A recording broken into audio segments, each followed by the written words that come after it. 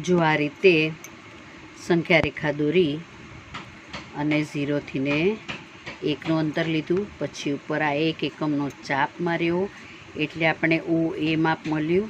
OA જેટલું માપ લઈ અને આ ચાપ માર્યો એટલે આપણે √2 મળ્યું. હવે આપણે √3 દોરવાનું છે. તો √3 માટે √2 પરથી ને પાછો 3 સેન્ટીમીટરનો આ ચાપ માર્યો. જો આ પ્રમાણે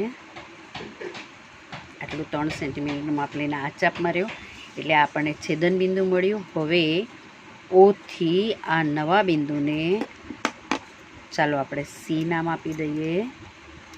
OC જેટલું અંતર લઈ અને સંખ્યા રેખા પર ચાપ મારો એ જ્યાં મળે ત્યાં √3 આપણને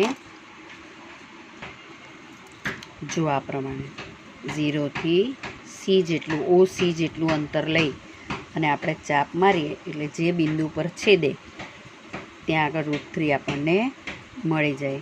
અને એ બિંદુને આપણે નામ આપી દઈએ, કોઈ પણ નામ તમે આપો તો ચાલે. તો આ રીતે પ્રત્યક્ષ √2 દોરીને પણ √3 દોરી શકાય, અથવા આપણે આગળ જે √2 દોર્યું એનો ઉપયોગ કરીને પણ આપણે √3 દોરી શકીએ.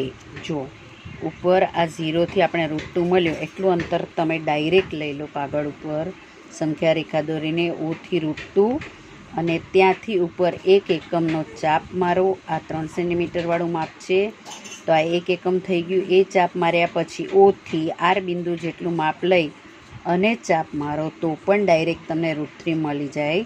તો આ રીતે બંને પદ્ધતિનો ઉપયોગ કરીને તમે √3 સંખ્યા રેખા પર દોરી શકો.